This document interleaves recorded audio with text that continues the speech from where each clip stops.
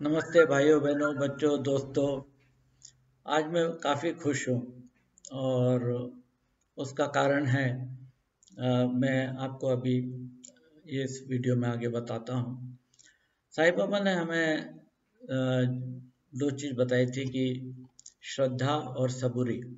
श्रद्धा मतलब फेथ, सबूरी मतलब पेशेंस। ये दो चीज़ तो ईश्वर के हाथ में है कि हमें कब और क्या देना है। तो हमारे हाथ में एक चीज़ है जो मैं ऐड करना चाहूँगा, वो है कोशिश करना। जब तक हम कोशिश नहीं करेंगे तो ईश्वर भी कुछ नहीं कर सकते उसके लिए। तो श्रद्धा, फेथ हमारे हाथ में है, पेशेंस भी हमारे हाथ में है, बट कोशिश भी हमारे हाथ में है। बट उस कोशिश का रिजल्ट देने का वो ईश्वर के हाथ में है। तो कुछ मैं एग्जांपल मैं आपको देना चाहूँगा कि एक साईं भक्त थी हैं, और वो मुझे करीब 2 साल से कॉल किया करती थी कि अंकल जी मैं जितने गवर्नमेंट एग्ज़ाम्स दे रही हूँ उसमें फ़ेल हो रही हूँ, और मेरी शादी भी नहीं हो रही है, और घर में मैं एक बोझ की तरह हूँ। और काफ़ी देर तक बात करती रहती थी और थोड़ा डिप्रेशन में रहती थी और निराश हो चुकी थी। और एक तरीके से मैं भी थोड़ा सा निराश था कि इस बच्ची के साथ तो कुछ भी पॉजिटिव नहीं हो रहा है। जहाँ जहाँ वो ट्राई कर रही है वो वहाँ पर उसको रिजल्ट नहीं मिल रहा है। तो मैं फिर भी उसको इनकरेज करता था कि नहीं, आप जितने एग्जाम्स होते हैं आप ट्राई करते रहिए, ट्राई करते रहिए, ट्राई करते रहिए। और उनको कोई और सपोर्ट भी नहीं था, तो ऐसा मैं उनको गाइड करता था कि आप कोशिश तो करते रहिए। जब तक आप दरवाज़ों पे नॉक नहीं करेंगे तो कोई खोलेगा भी नहीं दरवाज़ा। और हमें ईश्वर को भी एक चांस देना चाहिए कि हमारी कोशिश का वो हमको रिजल्ट दे। हम कोशिश ही नहीं करेंगे, एग्ज़ाम में नहीं बैठेंगे तो ऑटोमेटिकली थोड़ी पास हो जाएंगे। तो मुझे लास्ट वीक ही एक मैसेज आया कि अंकल जी आपको एक अच्छी खबर देनी है। तो मैंने बोला बोलिए क्या हो गया, क्योंकि बहुत दिन के बाद अच्छी खबर सुन रहा हूँ। तो वो बोले कि मेरे को एक गवर्नमेंट जॉब लग गई है और मैं एग्ज़ाम पास हो गई हूँ, मुझे गवर्नमेंट जॉब लग गई है। और वो गवर्नमेंट जॉब के बारे में उन्होंने पूरा डिस्क्राइब किया, ऐसा ऐसा है। उन्होंने ज्वाइन भी कर लिया और काम चालू हो गया, तो वो भी खुश हो गई।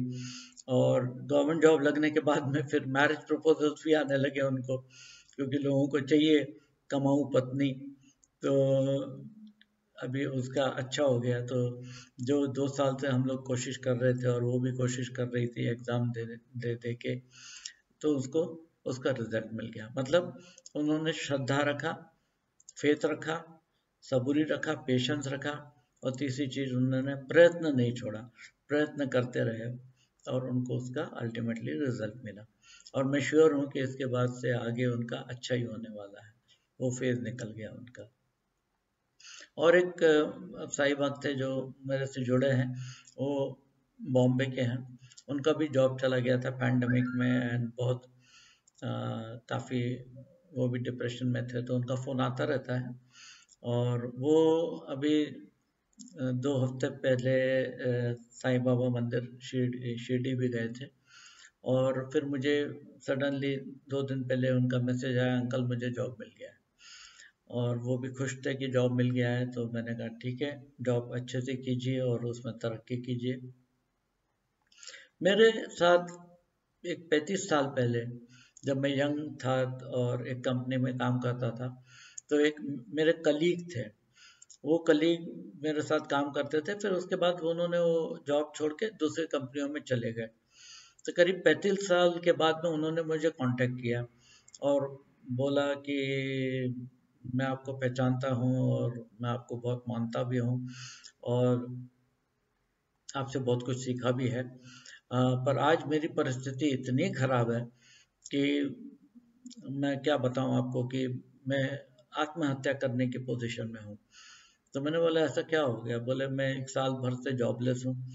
मेरे बच्चे ने और मेरे पत्नी ने मुझे प्रैक्टिकली मतलब मेरा घर भी हड़प लिया है, और मुझे मेंटली भी बहुत ज़्यादा टॉर्चर कर रहे हैं।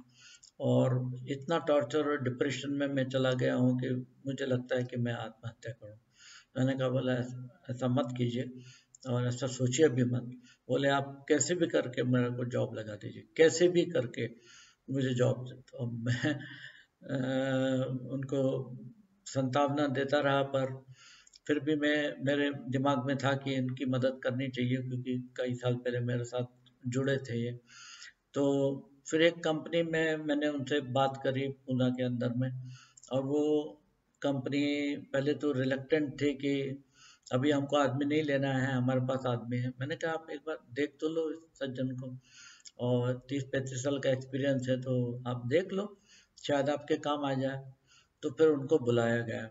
तो जब उनको बुलाया तो उनका हालत देखा मैंने कि काफ़ी डिप्रेशन में दिख रहे थे, थके हुए दिख रहे थे, और बहुत ही टायर्ड दिख रहे थे। तो मैंने उनको बोला कि आप मैंने उनका इनिशियल इंटरव्यू लिया और देखा कि वो ठीक ठाक है, उनको कोई हेल्थ प्रॉब्लम नहीं है। फिर उसके बाद में मैंने उस कंपनी के एमडी के रूम में उनको भेजा, और बाहर बैठ के मैं साईं बाबा से प्रेयर करता रहा। और एमडी के रूम में भी साईं बाबा का बहुत बड़ा पोस्टर है। तो मैं साईं बाबा से प्रेयर करता रहा कि ईश्वर इस अच्छे नेक आदमी को मदद कर दो, और इसको नौकरी दिला दीजिए आप, सो दैट वो वापस ज़िंदगी में खड़ा हो सके, कि इस उम्र में कोई नौकरी देता भी नहीं है। तो बस प्रे करता रहा बाहर बैठ के मैं, और मैंने वो डिसीजन मालिक के ऊपर ही छोड़ दिया था। मैं बोलता तो काम हो जाता था, पर मैंने कहा मालिक ने सेटिस्फाई होना है।